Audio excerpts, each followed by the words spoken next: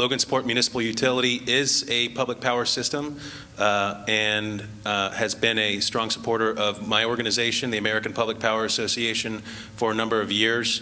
And I'll tell you a little bit about what it is the American Public Power Association does here in a second. APPA has nearly 1,400 electric utility members. Most of those members are relatively small. We represent 96 out of the top 100 largest public power systems in the country.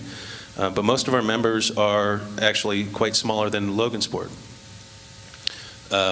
Half of our members serve less than 5,000 meters. Approximately 90% of the customers that receive power from a municipal electric system are members of APPA, and we have 65 members in the state of Indiana. Our largest member is the Los Angeles Department of Water and Power.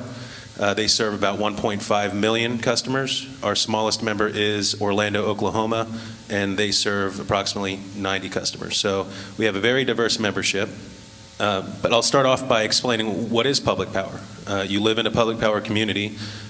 We did a survey a couple years ago, and we asked the question of our utility managers, what percentage of your community understands what it means to live in a public power town?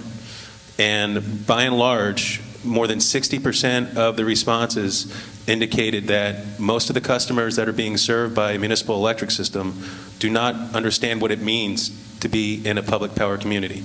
And it's really important that you do understand the benefits of the services that you're receiving. You would expect that of any company that you do business with. But let me just get back to the definition of public power. Public power is a not-for-profit enterprise. Public power, it has a 130-year history in this country, and by and large, public power was initiated by cities and towns that were being underserved by private interests. In most cases, because it wasn't profitable to extend electricity to places like Logansport in Peru. So the citizens of those communities started their own electric distribution system, and they've owned and operated those electric distribution systems ever since. And I'm just going to throw some numbers at you. 49 states have public power systems. Anyone want to venture a guess as to which state does not? I heard Hawaii. I'll give you a prize after this is over.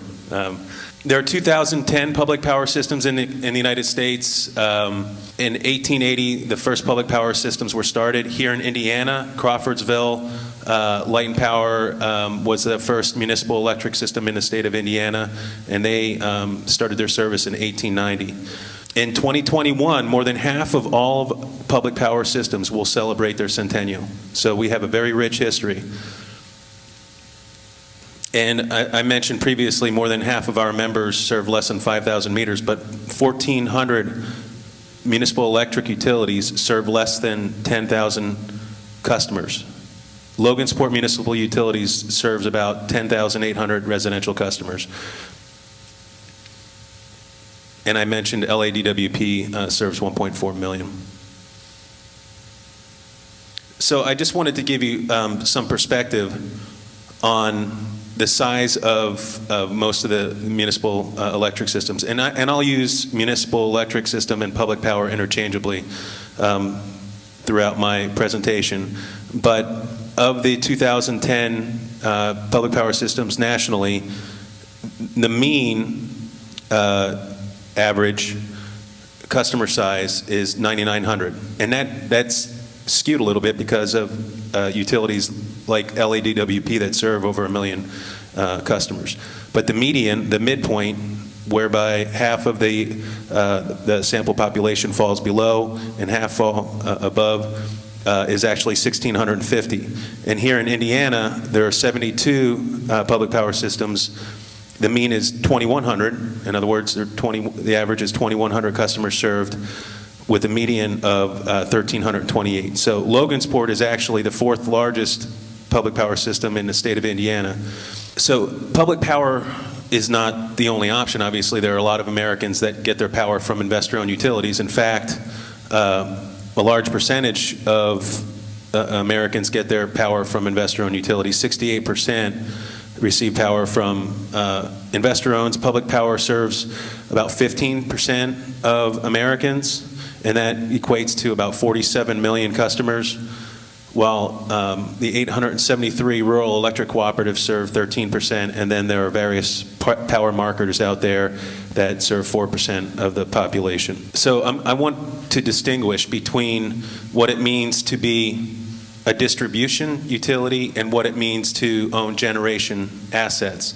A distribution-only utility is a utility that only exists to distribute the electricity to their end users, the customers. So they own and operate the poles and wires that you see out there on the street. 2/3 of public power utilities are distribution-only utilities. They do not have any generation capacity whatsoever. They go out on the market, on the wholesale electric power market, and purchase their electricity as they need it. So, as I mentioned, most of our public power systems are not generating power. You do not have to generate power to be considered a public power utility. You can still exist as a public power utility, like the 2/3 that exist today, without generation assets. And I'll talk a little bit about where utilities get their power. Actually, I'll probably cover that in the next slide. So there's wholesale power and then there's retail power. Wholesale power refers to, think Costco or Sam's Club. You go out and you buy power in bulk off the market. That is wholesale power. You can get power from a number of entities. There are investor-owned utilities like Duke that sell power on the wholesale market. They're in the municipal electric world. There are joint action agencies here in Indiana. Indiana Municipal Power Agency provides power on the wholesale market. There are power marketers, entities that exist simply to generate power and sell it at a profit. Now on the retail side, that is the power that's delivered to you as the end user, the customer, by your distribution electric utility. There are different price points for residential utility rates, industrial rates, and commercial rates.